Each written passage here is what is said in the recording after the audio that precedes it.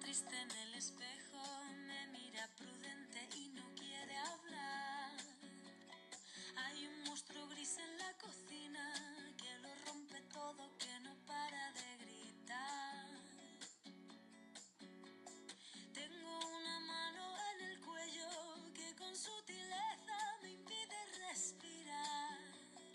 Una venda me tapa los ojos, puedo leer el miedo y se acerca. Tengo un nudo en las cuerdas que ensucian mi voz al cantar. Tengo una culpa que me aprieta, se posa en mis hombros y me cuesta andar.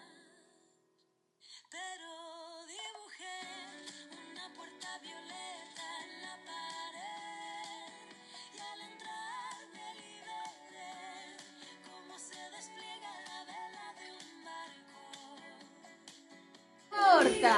Sabedes por que unha porta? Porque esta canción chámase A Porta Violeta, a Porta da Igualdade. Entonces estivemos poñendo as nosas manciñas aquí arriba do cor da igualdade, pero faltan as vosas mans.